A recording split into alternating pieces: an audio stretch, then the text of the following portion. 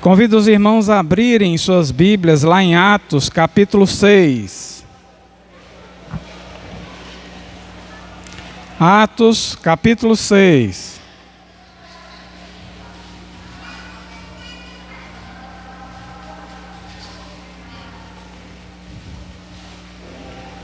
Nós iremos ler um versículo apenas. Atos 6, 8. Atos 6, 8, diz assim a palavra de Deus. E Estevão, cheio de fé e de poder, fazia prodígios e grandes sinais entre o povo. Mais uma vez, Estevão, chama a sua atenção para ele. Estevão, cheio de fé e de poder, fazia prodígios e grandes sinais entre o povo. Os irmãos podem sentar.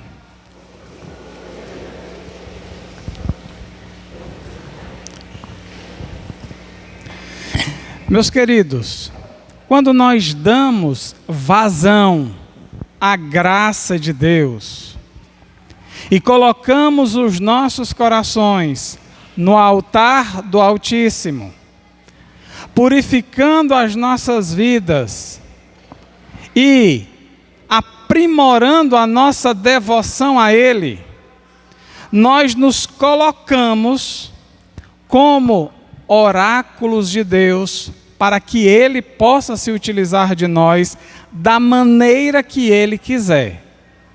Porque o canal fica aberto.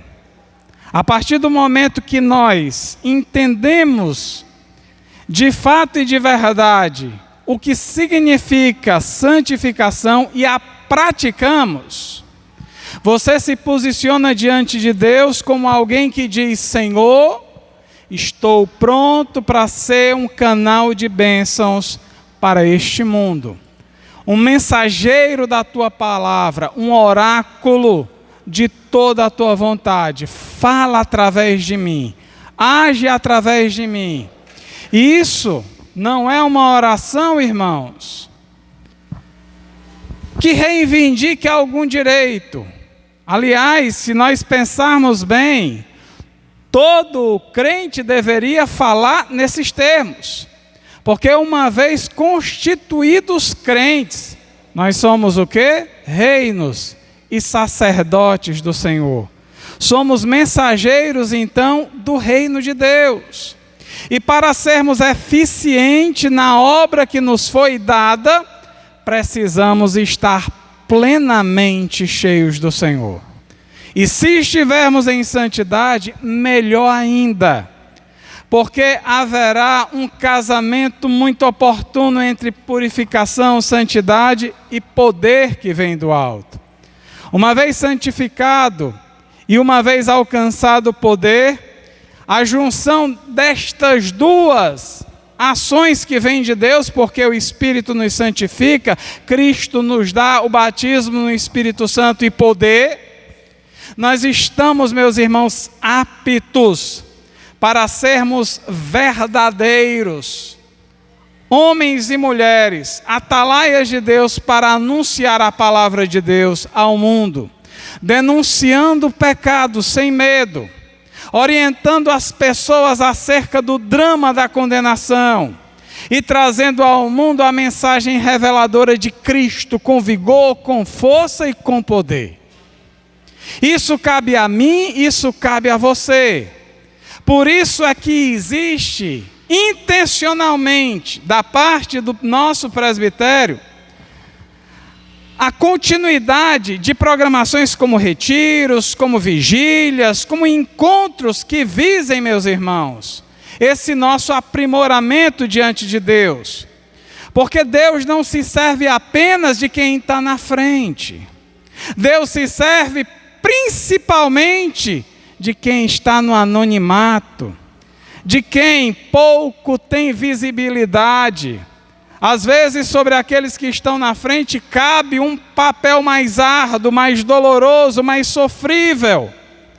Mas aqueles que estão no anonimato, quase não sendo vistos, Sobre estes é que está caindo, digamos assim, as possibilidades maiores de realização, para fazermos aquilo que o Senhor nos comissionou a fazer. E o livro de Atos dos Apóstolos, ele nos leva a esse entendimento.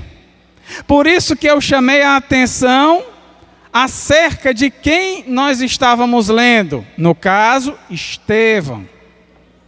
Por que que eu fiz essa colocação, Atos dos Apóstolos e Estevão?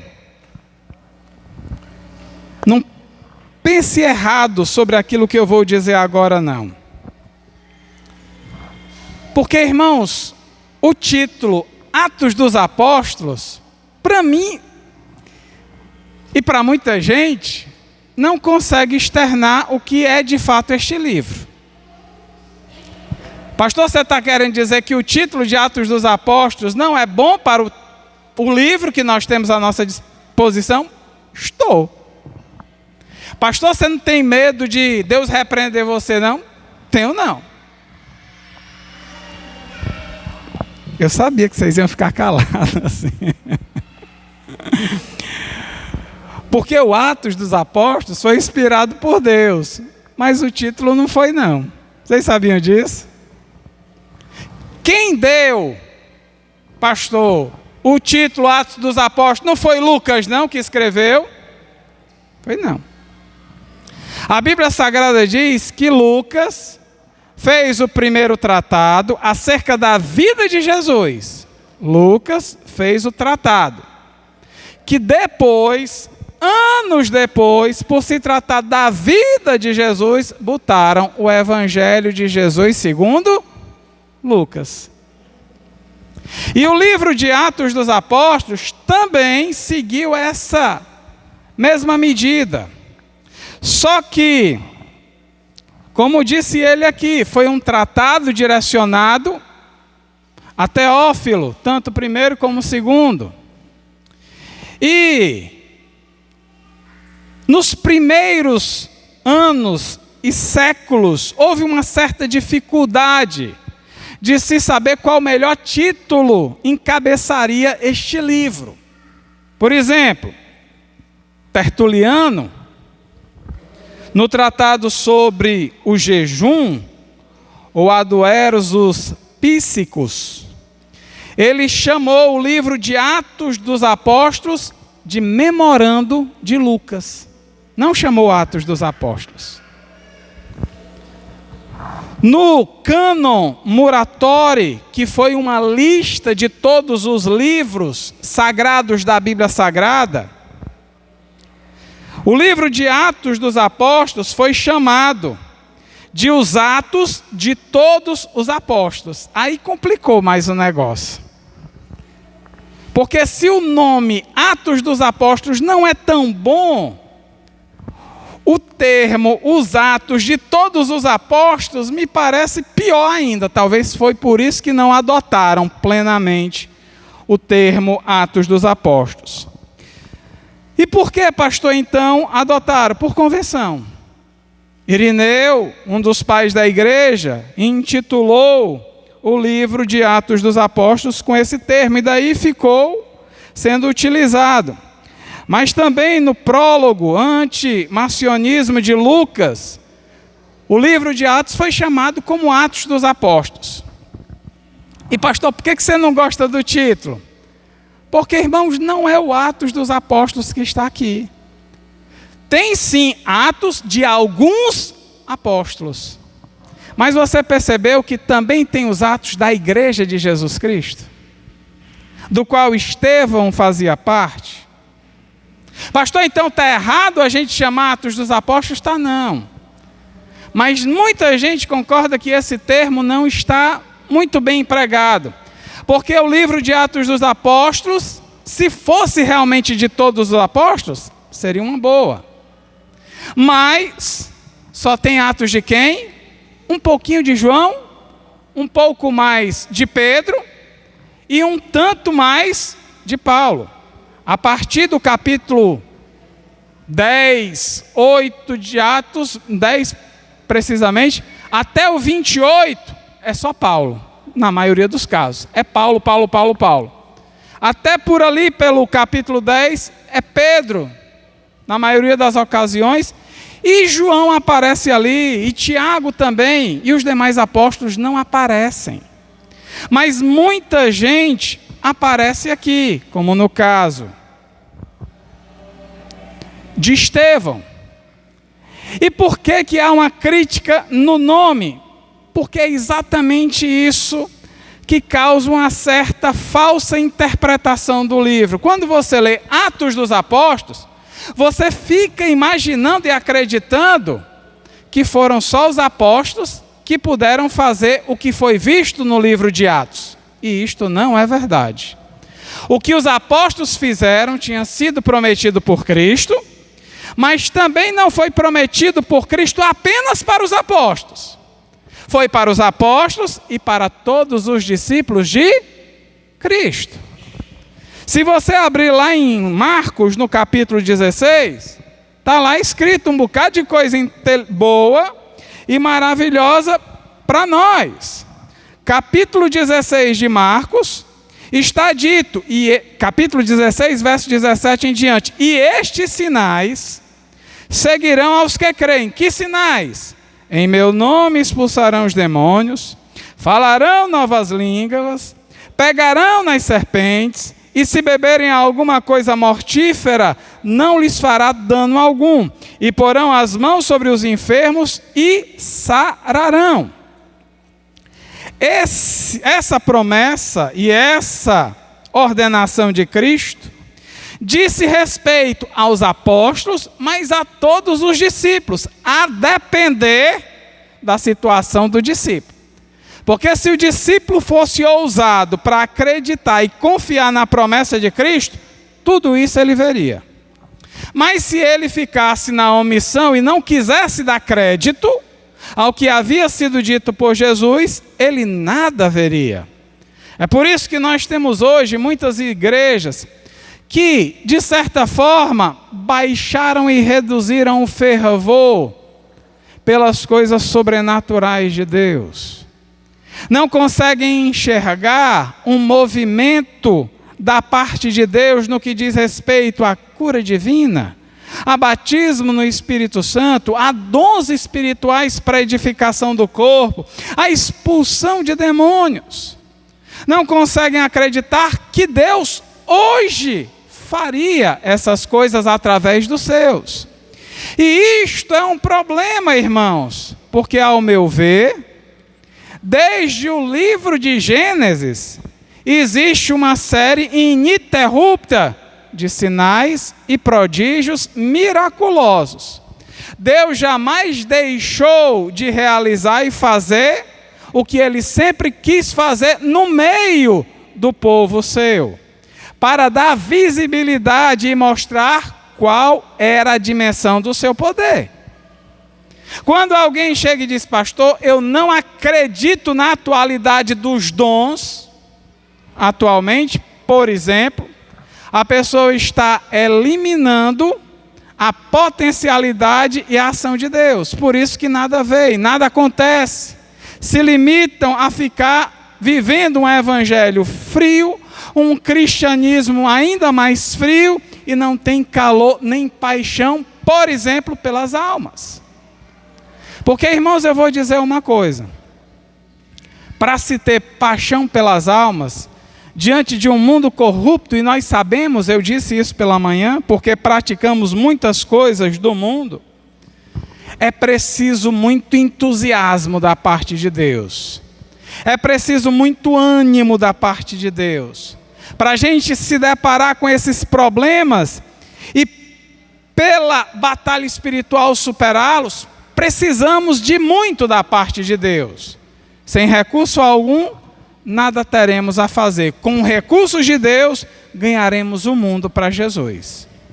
É o que a Bíblia nos leva a entender. Mas vejam aqui o caso de Estevão. E mais uma vez eu digo, pastor, o livro, título, Atos dos Apóstolos, está errado. A gente usa, irmãos, por convenção. Mas de todo ele não estaria certo. Mas Deus não aceitou? Não tem a ver com Deus nessa história. O título foi dado para nós podermos administrar melhor o livro, sabermos de qual texto está se falando. Foi uma escolha, como eu disse, de homens que não conseguiram resumir, digamos assim, todo o conteúdo de Atos num nome só. Mas ficou Atos dos Apóstolos e se aceitou, estamos pacificados com respeito a isso. Mas nós não podemos perder o foco de que ele não é somente o Atos dos Apóstolos, é de gente que nem Estevão, que era cheio de fé e de poder. E não sou eu que estou dizendo, não. Fazia prodígios e grandes sinais entre o povo. Sabe quem era Estevão?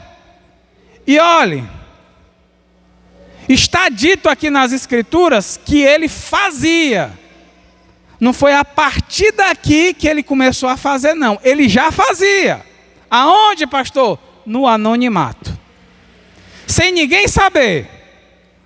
Cumprindo aquilo que Jesus tinha dito e ordenado para todos os discípulos, ele pegou para si. Disse, é para mim. Então eu vou fazer. E fazia. É por isso, meus irmãos, que quando surgiu o primeiro grande problema dentro da igreja, porque houve um grande problema na igreja, se você é leitor do livro de Atos dos Apóstolos, você sabe a qual problema eu estou me referindo.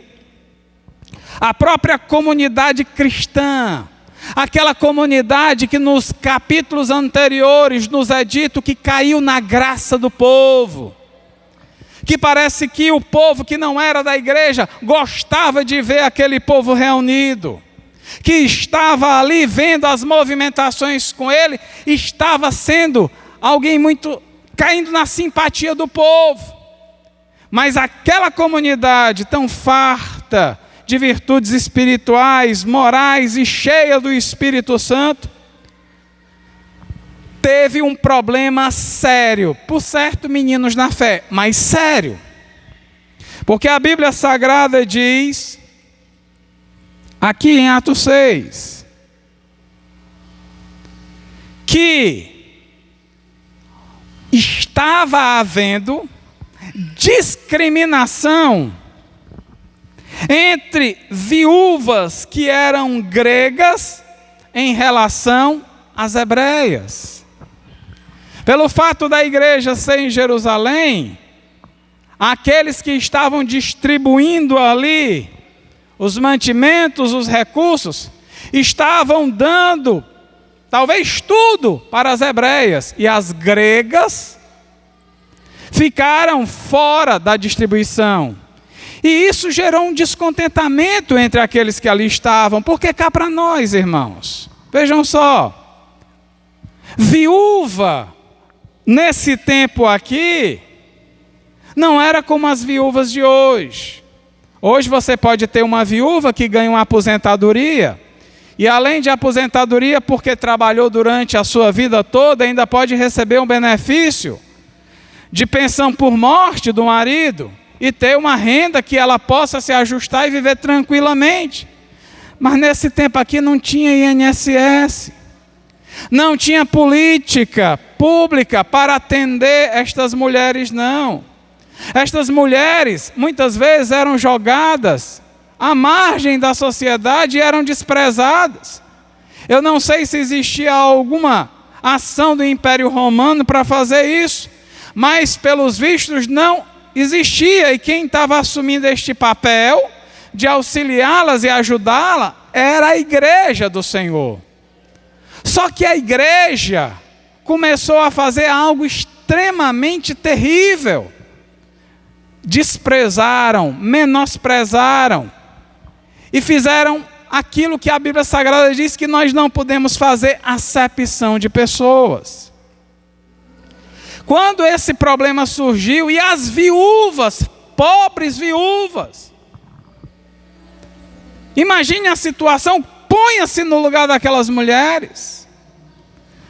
Mulher sem marido, viúva, lógico.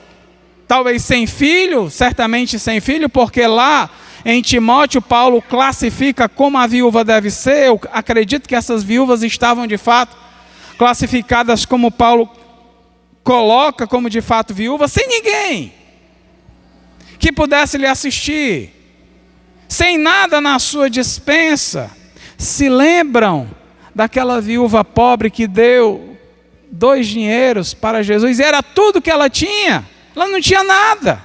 Olha a situação das viúvas daquela época. Pois bem, quem sabe se aquela viúva lá não era essa daqui que estava sendo esquecida, e outras mais que estavam na mesma medida que ela.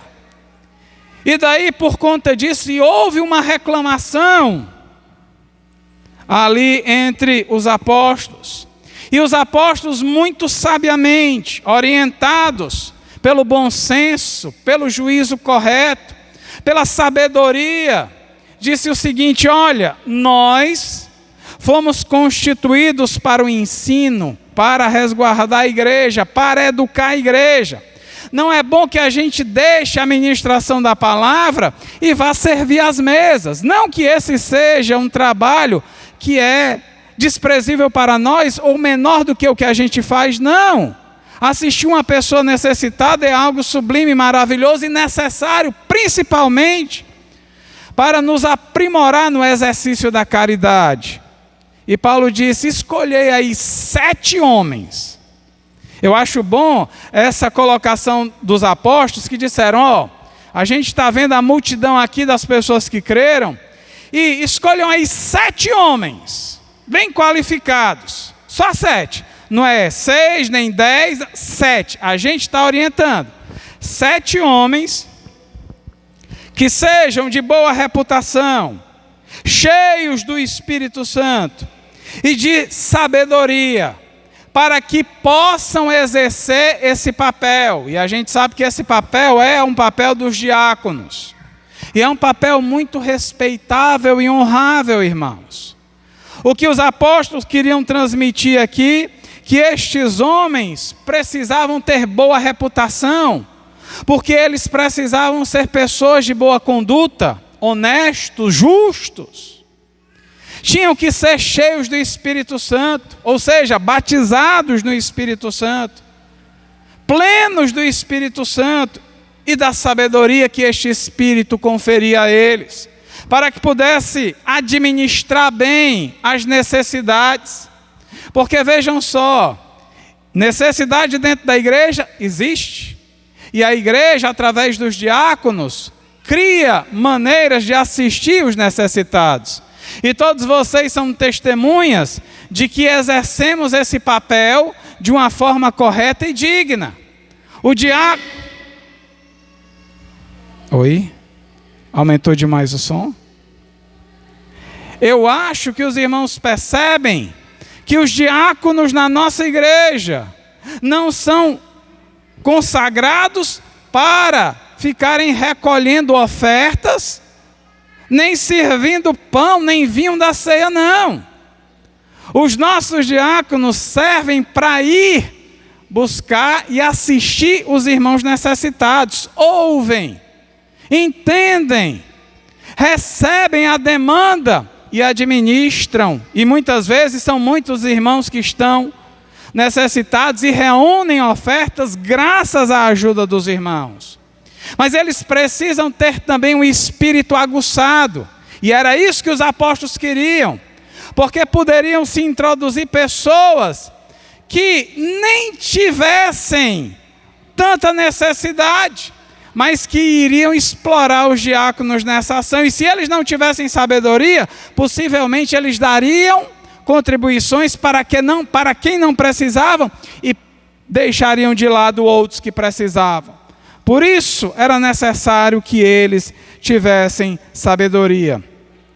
E é neste momento que nós conhecemos Estevão. E Estevão, parece que a Bíblia Sagrada faz questão de falar deste homem. Aliás, ele abre a lista dos homens que foram apresentados aos apóstolos.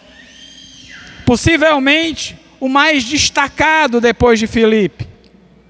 Possivelmente aquele que estava empregando maiores virtudes para poder exercer o papel e o ofício diaconal. E a Bíblia Sagrada diz que elegeram Estevão, confirmando o que diz o verso 8, homem cheio de fé e do Espírito Santo.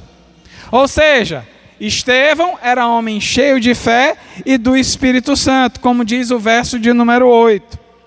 E isso, irmãos, é importante, porque para o exercício de alguma função, dentro da igreja que exija alguma autoridade, no caso dos dons ministeriais, deve haver a vocação.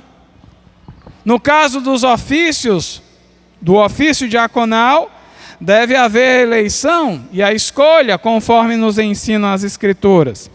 Mas o fato é que Estevão abre aquela lista e nós imaginamos que ele se destaca dentre os demais. Ele chama a atenção por ser quem ele é. Ele transmite para nós alguém de fato e de verdade capacitado para o exercício. Mas vejam só uma coisa importante e interessante. Ele não reunia estas atribuições ou estas virtudes para ser diácono, não. Talvez se não houvesse qualquer menção a essa situação, Estevão teria passado no anonimato e ninguém conheceria da sua vida. Ninguém teria a oportunidade de ler a sua defesa perante o Sinédrio, com grande ousadia apresentando a Cristo Jesus e interpelando aqueles que o estavam acusando. A gente não conheceria dos grandes feitos de Estevão se aqui não houvesse menção a ele, mas ele era um crente, e parece que o padrão dos crentes aceitável era aquele. Olha só, irmãos, o padrão espiritual dos crentes naquele momento era esse aqui.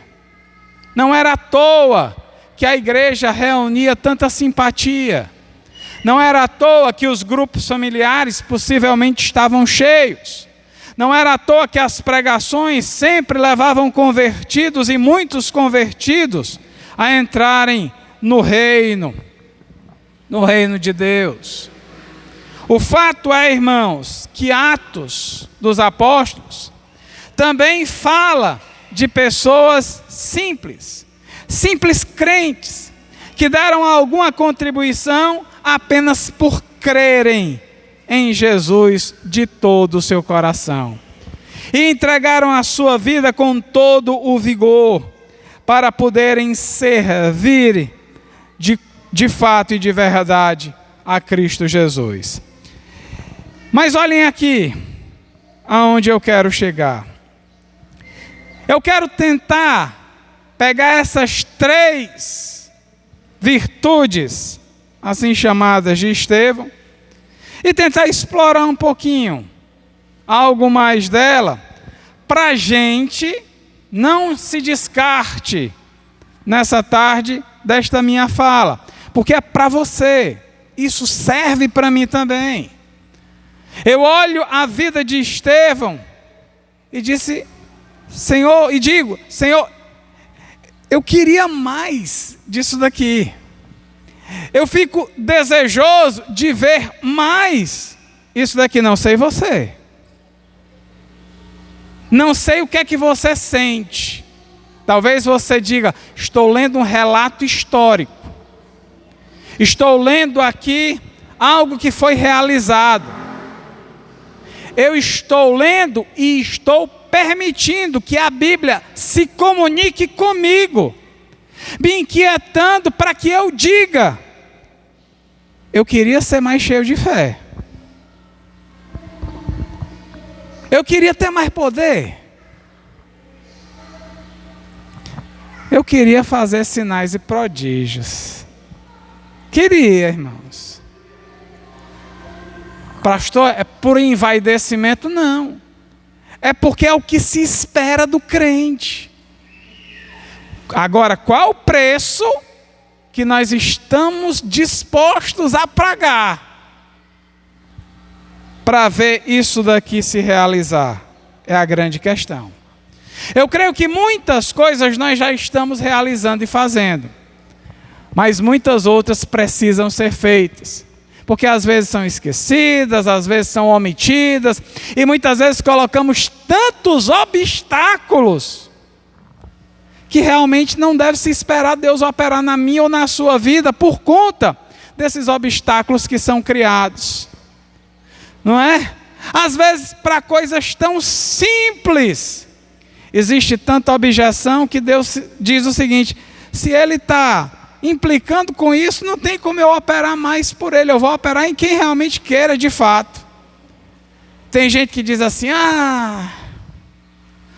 hoje é dia de culto de doutrina,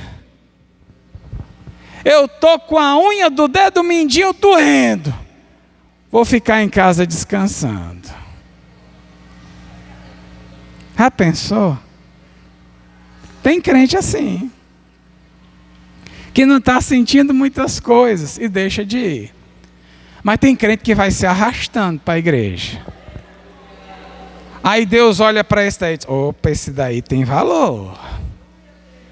Esse daí é bom de usar, deixa eu ver onde ele quer ir.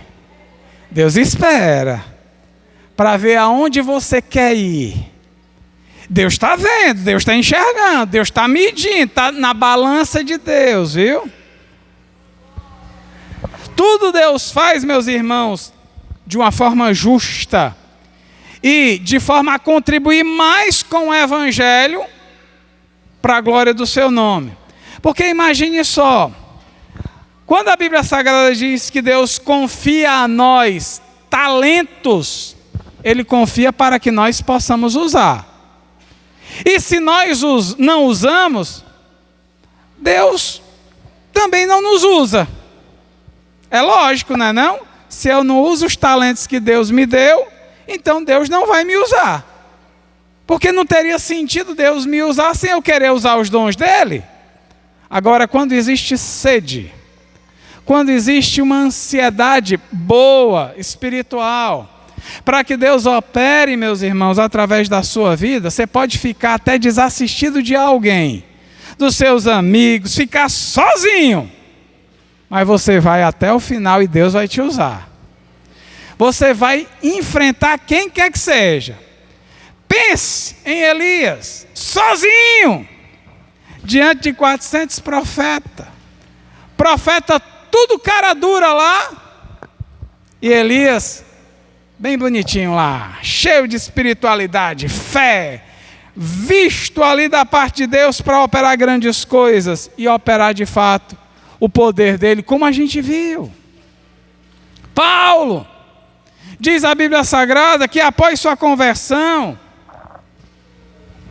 Paulo não é que ele fosse tramado, nem que quisesse confusão, mas ele estava tão sedento depois da conversão, para ver os israelitas salvos, que ele entrava nas sinagogas como um desesperado e pregava lá dentro. O pessoal botava ele para fora à base de tapa. Às vezes de jurar ele de morte. Os irmãos tiveram que descer ele pelo muro, dentro de uma sacola, de um cesto lá, senão iam matar ele. Mas ele era ousado. O que aconteceu com o apóstolo Paulo, irmãos? Deus o usou ou não usou? Usou. Paulo teve o privilégio de ir ao paraíso. E o bom desses milagres, ou destes sinais que Deus opera, é que estes sinais vêm com um discernimento espiritual tremendo. Paulo foi arrebatado até o terceiro céu. Mas quando ele voltou, ele só disse que foi arrebatado ao terceiro céu, e nada mais. Você não ficou curioso para saber o que é que ele viu lá, ou deixou de ver, não? A gente fica. Ele diz: rapaz, ele foi até o terceiro céu, e aí, o que é que aconteceu? João fala muita coisa que a gente precisa saber. Paulo recebeu de Deus o seguinte: eu vou te trazer, mas tu não vai declarar nada. Tu diz que veio, mas não precisa dizer o que tu viu ou ouviu. E acabou-se. Porque Paulo disse: eu fui, mas o que eu vi eu não posso dizer. Ele obedeceu à instrução e à ordem de Deus. Se fosse outros crentes de hoje fanfarrão, tem sonho que não é de Deus e fica contando a todo mundo dizendo que foi de Deus, não é? Vocês já viram isso? Hoje em dia está cheio de revelação que não é revelação. É produto da mente das pessoas que elas não conseguem discernir. E elas ficam naquela situação dizendo, eu estou doido para ter um sonho. Eu estou doido para ter uma visão para contar, para que os outros vejam que eu sou espiritual. Não é assim que se vê que você é espiritual, não. Se vê que você é espiritual, se você tem simplicidade, humildade, contrição, é um crente fiel. É um crente que sabe usar da palavra. Um crente que está disposto a cumprir os objetivos de Deus na sua vida, os propósitos que Ele está colocando. Muitas vezes a gente precisa calar e não falar nada. Mas tem dia que a gente tem que falar, irmãos. Eita, rapaz, como esses dias são difíceis, né? Principalmente para nós, pastores. Tem gente que depois de ouvir o pastor falar, disse, rapaz, eu não volto mais para essa igreja, não. Eu disse, irmão, se eu não falar, o homem vai cobrar de mim. Então eu falo, doem quem doer. E se ele tiver uma mensagem para mim, e você tiver para me dar o recado, me dê que eu quero receber. Eu quero dar, mas eu quero receber também. Pode ficar tranquilo, que aqui a gente não briga não. A gente tem uma briga santa de querer proporcionar para outro melhores coisas espirituais. Estevão, irmãos, era um homem cheio de fé. Eu posso ver isso. Por que ele era um homem cheio de fé? É simples, irmãos. Às vezes a gente complica o conteúdo das Escrituras achando que ela fala demais quando ela fala de menos. É tão objetiva quando a Bíblia diz que Estevão era um homem cheio de fé. O que ela está querendo dizer? Que ele cria em Jesus de fato e de verdade. Cria em tudo aquilo que ele ensinou. Possivelmente os apóstolos já tinham narrado tudo o que Jesus tinha feito entre eles lá, e ele era um homem convicto de todas essas histórias. Possivelmente aqui nesse tempo ainda, eles não tinham os evangelhos escritos, os evangelhos só vão ser escritos lá na frente. Possivelmente o livro ou o evangelho de Marcos vai ser o primeiro. Mas até então, a igreja estava sendo orientada pelos apóstolos e profetas, que eram aqueles que eram de fato, aqueles que eram os responsáveis pelo doutrinamento da igreja. Mas a partir do momento que escreveram as epístolas e reuniram todo o conteúdo doutrinário da igreja, a voz apostólica e dos profetas do Novo Testamento cessou. E a partir da doutrina, hoje a igreja exerce o seu papel juntamente com os demais ministros que sobraram, que são os evangelistas, mestres e pastores, que estão aqui para servir a igreja e, de certa forma, o mundo também. Porque assim como Estevão, nós cremos de fato e de verdade em Jesus. Acreditamos na inspiração da Bíblia. Acreditamos no valor que cada um tem aqui posto. Irmãos, olhem.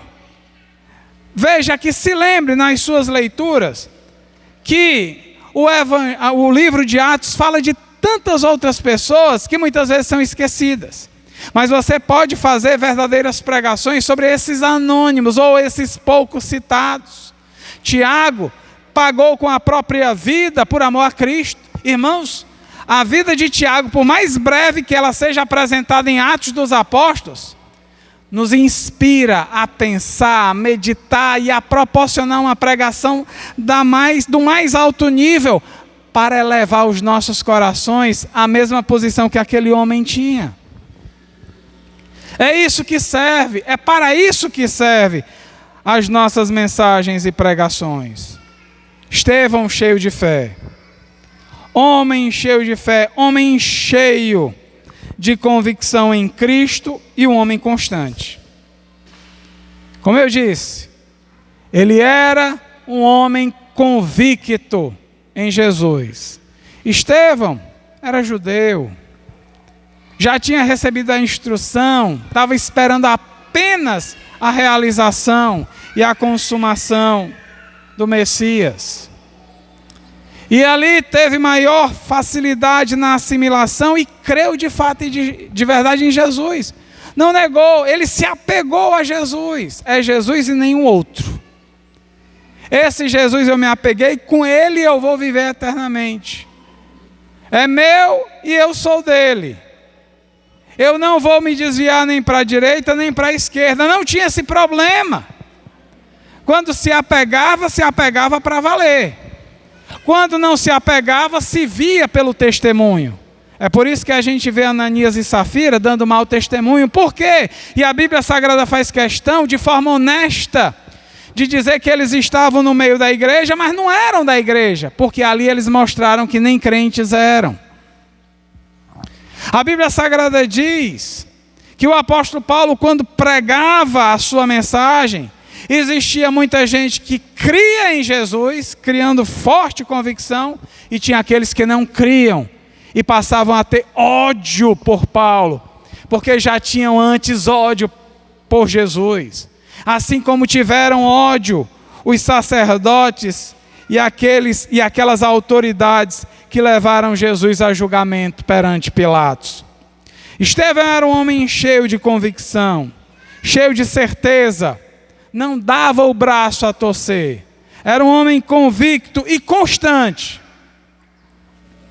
Ele não se desviava, ele não se deixava levar por outra coisa, era Jesus e nada mais. Irmãos, é o que a gente precisa, que as pessoas tenham maior apego a Jesus. Amem mais a Jesus. Criem uma vida mais relacional com Jesus. A gente só pode instruir vocês por este caminho, mas é Jesus que faz tudo. É Ele que opera tudo em todos. É através do Espírito de Cristo que habita em você que se espera grandes sinais e prodígios.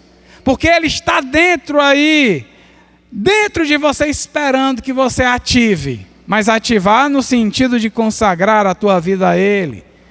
No sentido de viver uma vida mais piedosa e constante a Ele. É o que Pedro, lá na segunda epístola, vai falar. Pedro também se preocupou com essas virtudes e com essa maneira de ser da igreja. 2 Pedro 1,10, Pedro diz assim: portanto, irmãos, procurai fazer cada vez mais firme a vossa vocação e eleição, porque fazendo isto nunca jamais tropeçareis. Essa eleição da qual Pedro fala é a eleição que foi conquistada quando nós cremos em Jesus. A gente só foi eleito quando creu. Antes de crer não poderia ter sido eleito, porque não creu, não tem sentido. Mas, segundo Paulo, eleito segundo a presciência de Deus, já existia aqui uma preparação de Deus, dizer, ele vai crer. E quando ele crê, ele vai ser eleito, mas antes ele não é eleito. Pastor, me explica, isso daí está escrito, como eu estou dizendo. Pela presciência de Deus, Deus olhou para o futuro e viu quem iria crer e quem não iria crer. E aqueles que creram pela visão de Deus futura, a Bíblia diz que Deus elegeu estes daí. Estes daqui são salvos. Destes daqui eu terei vínculo, eles serão meus filhos. Serão herdeiros. Serão proprietários de tudo que eu tenho para dar. Mas enquanto não creiam, não posso fazer nada. Por isso que até a oração que a gente fazia no tempo de incredulidade era afrontosa a Deus. Por que é afrontosa, irmãos? Porque imagine só, um pecador que não queria sair do pecado, receber da graça de Deus, ou um benefício qualquer de Deus, não tem sentido nem lógica, mais uma vez eu digo. Mas quando a gente creu, a gente passou a ter direito. E é incrível isso que eu acabei de falar, irmãos. A gente passou a ter direito a muitas promessas de Deus. E Deus nos permitiu termos esse direito, sabe como? Mesmo sem a gente ter direito. Deu para entender? Deus nos deu um direito de possuirmos os dons e bênçãos suas, mesmo sem a gente ter direito. Porque não sei se vocês sabem, direito é algo que é conquistado. Se eu sou merecedor de receber alguma coisa, eu recebo. E eu pergunto, o que é que eu fiz de bom para merecer alguma coisa de boa de Deus? Nada. Mas Deus é tão bom comigo e com você, que Ele disse, mesmo sem ter direito, eu vou dar direito a Ele. Porque o meu Filho Jesus, por merecimento, conquistou esse direito. Por que que a gente exalta a Deus aqui? Porque Deus é merecedor sobre todas as coisas. E o que a gente faz aqui é muito pouco para enaltecer, para engrandecer ao Senhor. Porque Deus deseja receber mais e Ele merece muito mais do que eu faço e você faz. É por isso que Pedro disse, olha, procurai fazer cada vez mais firme a vossa vocação.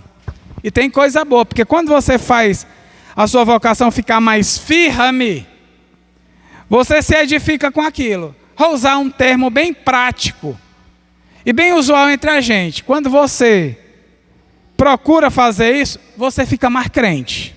Não é assim que a gente diz? Irmão, parece que eu estou mais crente do que ontem. É você procurando fazer mais firme a sua vocação. E quando você vê isso acontecendo, isso é bom. Porque tem crente que não consegue enxergar o crescimento dele. Mas quando ele vê que está crescendo, ele se anima. Eu me animo. Você não se anima não, irmão?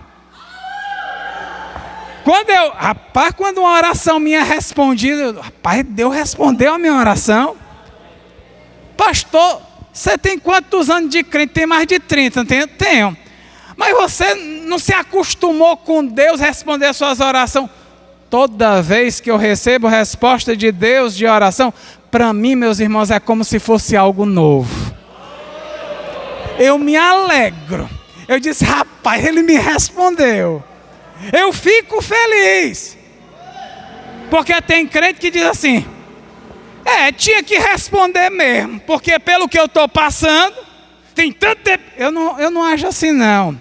Eu fico feliz e dou glória a Deus, porque eu sei que Ele me ama e eu amo também. Fazei mais firme a vossa vocação. Irmãos, outra coisa importante é essa confiança que a gente tem que ter nele. Quem tem confiança em Cristo, supera, meus irmãos, grandes obstáculos, inclusive os que são criados pelo próprio coração. Porque nós criamos os próprios obstáculos do coração para que Deus não opere. Mas Ele quebra isso daí. Ele muda, Ele modifica. Mas a concepção de que a gente ainda está em processo de refinamento, muito embora a gente esteja alcançando um patamar bem elevado, a gente está ainda em processo de refinamento. E eu acho que jamais a gente deve descartar quem nós somos na nossa essência pecaminosa. E devemos atentar para isso, para que não sejamos pegos de surpresa no dia ruim. Porque, irmãos, você sabe quando é que a gente está assim, passivo de cair em algum ato pecaminoso? É quando o dia está ruim. É aquele dia que nada dá certo. É aquele dia que as coisas se voltam contra você. É quando as coisas mais simples não se conectam. Você diz, puxa vida, é algo tão simples de se resolver. Essas situações vão gerando uma certa insatisfação. E o dia mal vai se configurando. E se você não estiver ciente do que pode acontecer no seu eu pecaminoso, o seu eu espiritual pode ser derrotado por ele. Por isso esteja atento. Não subestime, não dê vazão, não alimente o seu eu natural pecaminoso. Reconheça que é um pecador. Paulo diz assim lá na primeira epístola de Timóteo, no verso 15: esta é uma palavra fiel e digna de toda aceitação, que Cristo veio ao mundo para salvar os pecadores, dos quais eu sou o principal. Paulo diz: eu sou o principal. Por quê? Porque eu sei, eu conheço o meu coração, eu sei quais são as minhas tendências. Esse Paulo que fala aqui foi aquele mesmo que falou lá em Romanos, quando disse: olha, a carne tem que ser muito bem tratada, não no sentido bom da palavra, tem que ser matada à fome mesmo, certo?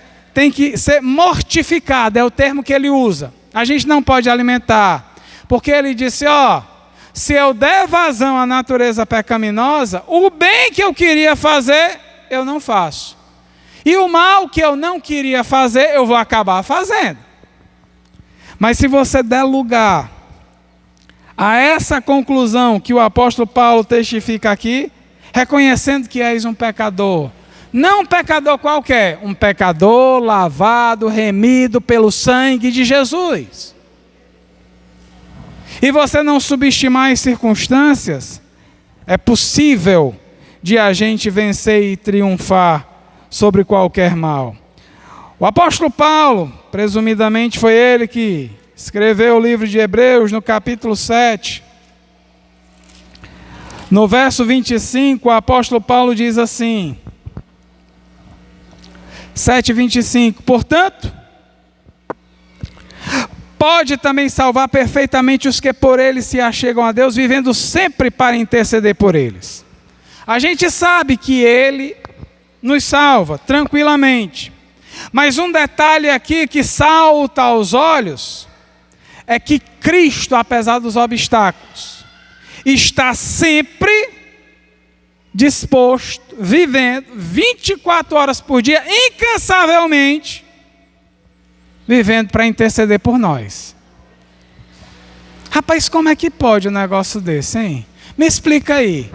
Eu disse que a gente não tem direito algum, e o Senhor Jesus, que é Senhor, Ele está velando por nós 24 horas por dia, intercedendo a Deus por nós todos os dias. Os nossos anjos, dizem a Bíblia, chegam diante de Deus para dar notícia. Não é que Deus não sabe, não está escrito, né? Não é que Deus não sabe, Ele sabe todas as coisas. Mas é importante que a gente saiba que Ele sabe. E que Ele está atento, velando, guardando, zelando pela gente. Você se lembra, naquele dia, que quando você passou por aquela situação, você disse assim: rapaz, eu passei por aquilo, se isso não tivesse acontecido, eu tinha sofrido um grande prejuízo. Se lembra disso? Sabe por que você não sofreu o grande prejuízo? Porque Ele estava zelando pela sua vida. Pastor, pelo amor de Deus, naquele dia quase que eu escorrego no pecado. Sabe por que você não escorregou? Porque Ele estava zelando pela sua vida.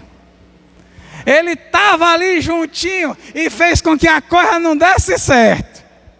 De mal para você, Ele lhe guardou. Lembre-se disso, porque aqui mais uma vez eu demonstro a prova de que Ele merece ser amado, devotado por nós e reverenciado. Ele guarda as nossas vidas. Por isso, irmãos, quando alguém vem confrontar a nossa fé aqui e dizer que a mensagem de Cristo está ultrapassada, o crente tem que ser irredutível e não largar o pé do que está escrito. Se alguém chegar e disser: você tem que negar a fé, a gente diz: não vou negar a fé. Mas você tem que negar, senão vai acontecer isso. Pode acontecer, mas eu não nego. Vamos fazer que nem os discípulos. Olha, vocês parem de falar desse nome de Jesus e que a gente não aguenta mais. Pois agora a gente vai falar mais ainda. Se vocês continuarem, a gente vai pegar vocês. Pode pegar, mas deixar de falar eu não falo. A gente vai matar vocês se não parar de falar. pode matar. E o sangue depois vai clamar o nome de Jesus, como fez o sangue de Abel diante de Deus. Meus irmãos, o crente tem que ser irredutível, porque esta palavra para nós é preciosa e valorosa. Vejam só, nós estamos tratando de uma palavra que é a verdade. Tem gente muito maliciosamente pega esta palavra e manipula. Não é só essa palavra que é manipulável, não. Mas, pastor, essa não é a palavra de Deus? É a palavra de Deus. E ela, no seu sentido original, ela é intocável, imaculável. Mas tem gente de má fé que quer tirar proveito dela e manipula ela para os fins próprios, né? É por isso, irmãos, que mais uma vez eu digo que tenham cuidado naquilo que vocês assistem pelas televisões, que são classificados como programas de igrejas evangélicas. Cuidado! Porque tem gente que esbanja, não espiritualidade, mas materialidade. Olha aqui o relógiozão que eu comprei de ouro. Olha aqui esse colazão. Olha aqui o meu carrão. E tem um bocado de crente, irmão, que cai nessa falácia aí. E aí pensa que o reino de Deus é fartura e abundância material. E esquece a alegria espiritual. Inverte os papéis. Não porque o pastor ali é cheio, a gente também vai ser. Não pense dessa forma, não. Viva a vida cristã com contentamento, agradecido por tudo aquilo que Deus lhe deu. Porque, irmão, sinceramente, eu não aguento assistir programa de televisão. E está cheio. Mas tem muito crente que, por uma fragilidade espiritual, vai lá e assiste. Não assista não, irmãos. Vá procurar no YouTube a pregação dos irmãos da nossa igreja. Tem muitas pregações, ouça essas pregações. Mas, pastor, eu já estou enjoada. Corra boa, ninguém enjoa não, irmão. Você enjoou de comer feijão já? Me diz aí. Rapaz, todo dia eu como feijão. O arroz eu não gosto muito não, mas feijão eu como. Pessoal, rapaz, só come feijão. Feijão, tem ferro, tem substância. Pois é, irmão, pregação boa não enjoa não. É que nem feijão com ferro e substância aí. Ela dá ânimo e força para a sua vida. Pense dessa forma. Cuidado com os hinos que vocês cantam. Sabe?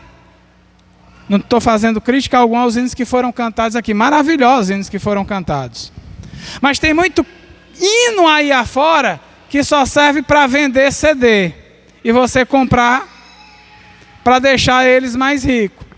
E fazer com que os cantores cobrem balúrdios e balúrdios de dinheiro para eles se apresentarem em shows aí, rotulando os shows como evangélicos, mas são shows mundanos, que você vê um culto a ídolos evangélicos.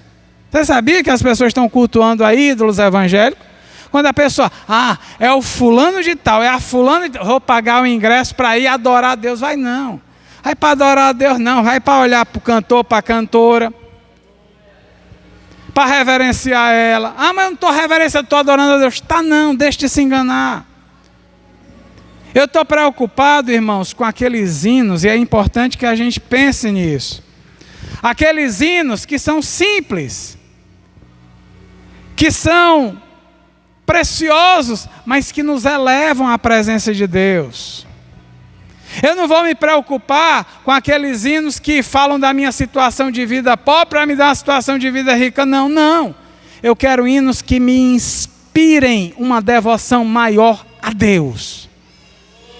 Eu quero ser tocado por hinos que me elevem a enxergar a Deus na sua grandeza.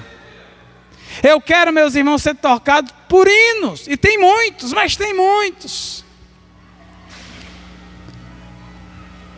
tocados por hinos que realmente falem ao coração, mas que mostrem Deus como a Bíblia mostra. Está cheio.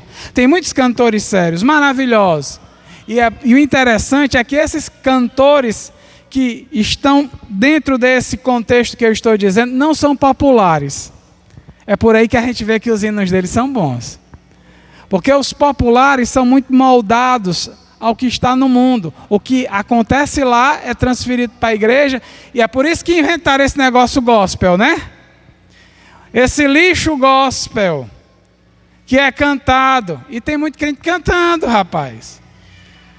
Então tenhamos cuidado com isso, tenhamos cuidado. Segundo ponto, cheios de poder. Perdão, Estevão era alguém cheio de poder. Eu posso pensar que Estevão era cheio do poder por causa do Espírito Santo, posso. Mas eu posso também pensar que Estevão era cheio de poder porque ele tinha um ânimo e uma disposição para pregar, meus irmãos, que era invejável. E ele não tinha medo de afrontas e de problemas. Tanto é que depois da escolha de Estevão, quando ele pregava, ele foi diácono, não sei por quanto tempo, mas ele pregava. Pensa no homem que pregava o evangelho, era Estevão. Pastor, mas você sabe tudo disso como está lá em Atos. Leia lá depois da escolha dos diáconos, tem lá do texto que nós lemos em Atos 6:8, diz que Estevão pregava e deixava os sacerdotes doido do juízo. Porque ele tinha uma sabedoria e uma argumentação que calava qualquer sacerdote. E lógico, os sacerdotes intitulados com esse título religioso não queriam passar batido, porque olhavam para Estevão, que para eles um Zé Ninguém, estava conseguindo vencer eles na argumentação bíblica. Naquela argumentação que eles tinham conhecimento do Antigo Testamento, Estevão vinha e desfazia a mentalidade deles.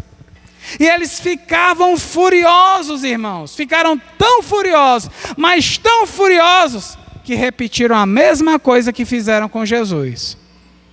Inventaram pegaram testemunhas para que fornecessem informações falsas sobre aquele homem, a fim de que ele fosse taxado pelo grande público de alguém que estava mudando os rituais de Moisés, a lei de Deus, e estava criando uma nova ordem ali e trazendo confusão aos judeus. Meus irmãos, fake news não é da agora não, é desde os tempos de Jesus. E inventaram essa moda nada boa para desfazer com a verdade dos fatos. Estevão, um homem íntegro, cheio do Espírito Santo, cheio de sabedoria, tiveram que calar ele à base da mentira. Mas o bom é que Estevão era cristão verdadeiro e genuíno. Todo mundo perseguindo Estevão, e Estevão lá tranquilo, com a serenidade de um eleito de Deus, não temendo os seus acusadores, não se preocupando com o que fariam contra ele. Tomaram Estevão à força, levaram ele para o Sinédrio, e Estevão lá naquela tranquilidade, pacífico, vendo só os homens lá feitos loucos, arrancando os cabelos e acusando ele do que não tinha feito. E os principais, rapaz, esse camarada fez tudo isso, fez, diziam eles. E aí, cadê o sujeito? Trouxeram Estevão. Quando olharam para Estevão com toda aquela serenidade, olharam para ele, e a Bíblia diz que viram um rosto, como um rosto angelical, um rosto de anjo. Irmãos, eu acho que esses homens tremeram, porque ninguém que se manifesta dessa forma poderia ser acusado de uma coisa falaciosa como aquela, não. e quiseram ouvir Estevão. Fala aí na tua defesa. E aí eu não vou me alongar, mas vou dizer que Estevão fez um belíssimo discurso, uma forte pregação. E ao final, mataram Estevão. Porque quiseram calar a verdade. Quiseram calar a verdade porque não aguentaram, mas ele não se calou diante das acusações.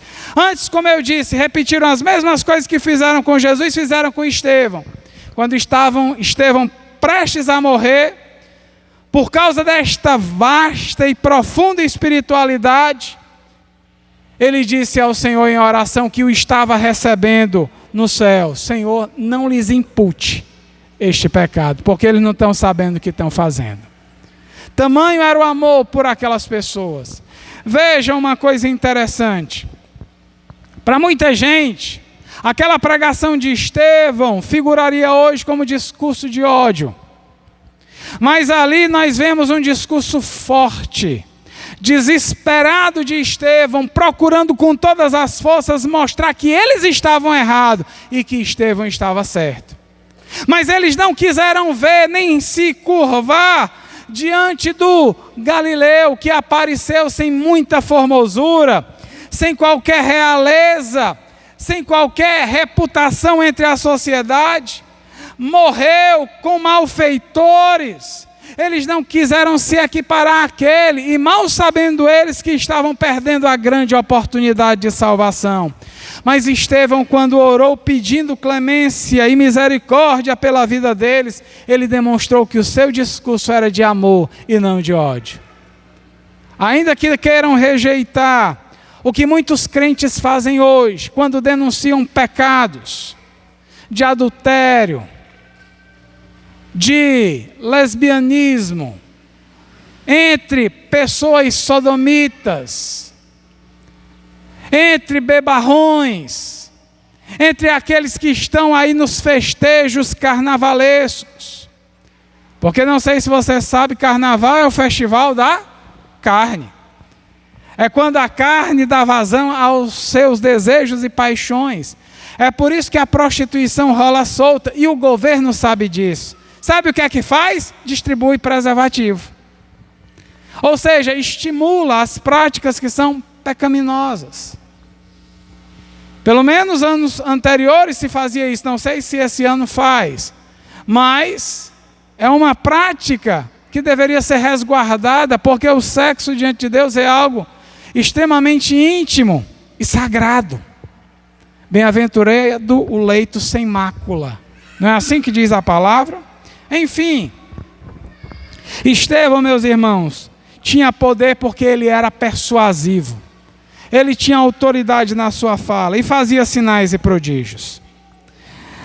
Aqui eu finalizo só com uma colocação, dizendo o seguinte: quando a Bíblia diz que Estevão fazia sinais e prodígios, esses mesmos sinais e prodígios, os termos sinais e prodígios, são os mesmos sinais e prodígios que são usados para os apóstolos em Atos 2,43, em Atos 4, 29 e 30, dizendo que as mesmas coisas que os apóstolos fizeram, Estevão também fez, dando uma comprovação bíblica e uma interpretação simples, mostrando as vidas paralelas aqui entre os apóstolos e um crente comum, de que o que Deus operava em um, operava também em outro, porque ali o que importava era a manifestação do poder e da glória de Deus. Por isso, irmãos, se Estevão fazia sinais e prodígios, assim como os apóstolos fizeram, eu não sei se o melhor título para Atos dos Apóstolos seria Atos da Igreja de Cristo. Não sei. Poderia ser. Porque a igreja é participante. A igreja via e fazia. A igreja participava, era testemunha ocular e testemunha da prática também. Quem ousava, via e realizava. Filipe tinha filhas que profetizavam.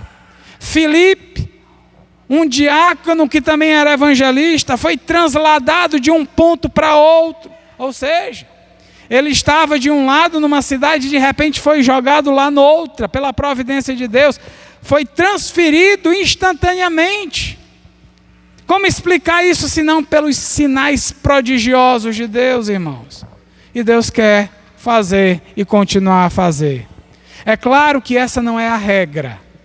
A regra é a salvação dos pecadores.